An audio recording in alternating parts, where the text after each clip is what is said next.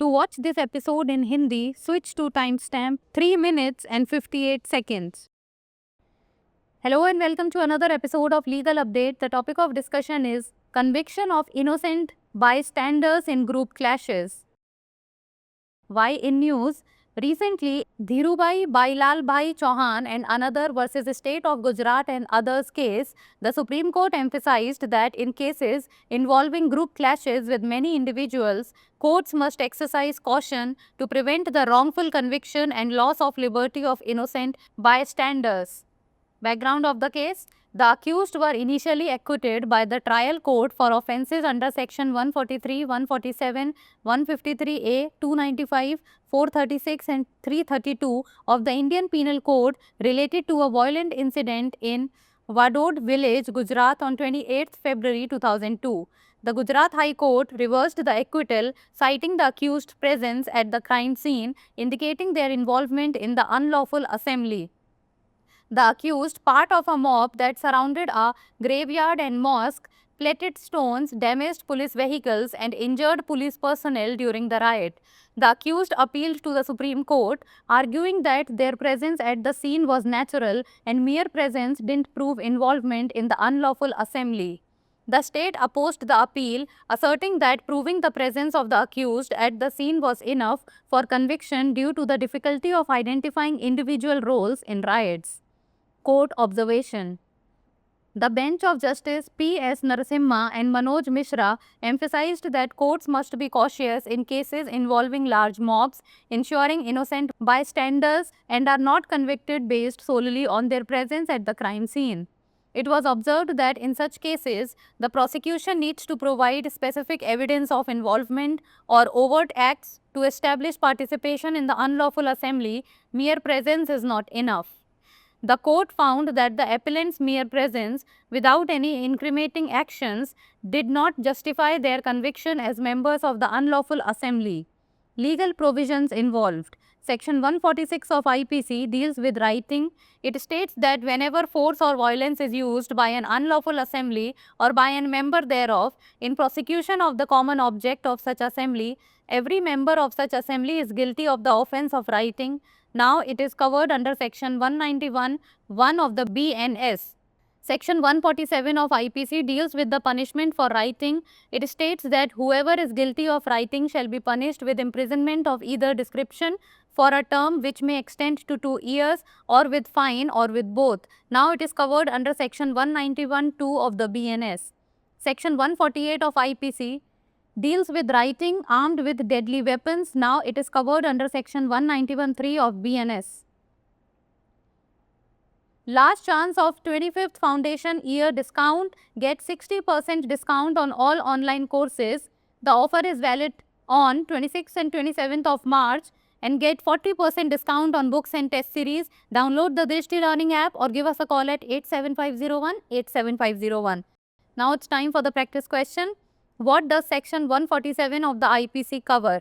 Punishment for writing, use of force or violence by an unlawful assembly, writing with deadly weapons, or none of the above. Send the answer of this question in the comment section. That's all for today. Thank you so much for watching. सामूहिक झड़पों में निर्दोष लोगों को दोषी करार दिया जाना चर्चा में क्यों? हाल ही में धीरूभाई भाईलालभाई चौहान एवं अन्य बनाम गुजरात राज्य एवं अन्य मामले में सर्वोच्च न्यायालय ने इस बात पर जोर दिया कि कई व्यक्तियों के साथ सामूहिक झड़पों के मामलों में न्यायालयों को गलत दोष सिद्धि और निर्दोष व्यक्तियों की स्वतंत्रता की हानि को रोकने के लिए सावधानी बरतनी चाहिए। मामले की पृष्ठभूमि: 28 फरवरी 2008 को गुजरात के बड़ौद गांव में हुई हिंसक घटना से संबंधित भारतीय दंड संहिता की धारा 143, 147, 153 ए, 295, 436 और 332 के तहत अपराधों के लिए आरोपियों को शुरू में ट्रायल कोर्ट द्वारा बरी कर दिया गया था। गुजरात उच्च न्यायालय ने आरोपियों को बरी करने के फैसले को पलट दिया और कहा कि अपराध स्थल पर आरोपियों की उपस्थिति गैरकानूनी सभा में उनकी संलिप्तता का संकेत देती है। आरोपी एक कब्रिस्तान और मस्जिद को घेरने वाली भीड़ का हिस्सा था, जिन्होंने दंगे के दौरान पत्थरबाजी की, पुलिस वाहनों को नुकसान पहुंचाया और पुलिसकर्मियों को घायल कर दिया। आरोपियों ने सुप्रीम कोर्ट में अपील की, जिसमें तर्क दिया गया कि घटनास्थल पर उनकी उपस्थिति स्वाभाविक थी और केवल उपस्थिति से गैरकानूनी सभा में शामिल होने का सबूत नहीं मिलता। राज्य ने अपील का विरोध करते हुए कहा कि दंगों में व्यक्तिगत भूमिका की पहचान करने में कठिनाई के कारण घटनास्थल पर अभियुक्तों की उपस्थिति साबित करना ही दोष सिद्धि के लिए पर्याप्त है। न्यायालय का अवलोकन।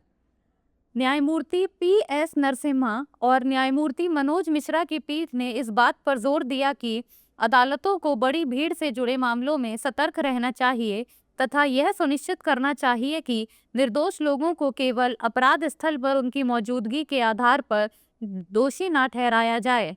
यह देखा गया कि ऐसे मामलों में अभियोजन पक्ष को गैरकानूनी सभा में भागीदारी स्थापित करने के लिए संलिप्तता या प्रत्यक्ष कृत्यों के विशिष्ट साक्ष्य प्रस्तुत करने की आवश्यकता होती है, केवल उपस्थिति ही पर्याप्त नहीं है। न्यायालय ने पाया कि अपीलकर्ताओं की मात्र उपस्थिति बिना किसी दोषपूर्ण कार्यवाही के उन्हें गैरकानूनी सभा के सदस्य के रूप में दोष सिद्धि का औचित्य नहीं देती। इसमें शामिल कानूनी प्रावधान। भारतीय दंड संहिता की धारा 146 दंगों से संबंधित है। इसमें कहा गया है कि जब भी किसी गैरकानूनी सभा या उसके किसी सदस्य द्वारा ऐसी सभा के सामान्य उद्देश्य को पूरा करने के लिए बल या हिंसा का प्रयोग किया जाता है, तो ऐसी सभा का प्रत्येक सदस्य दंगा करने के अपराध का दोषी होता है। अब यह बीएनएस की धारा 191(1) के अंतर्गत आता है।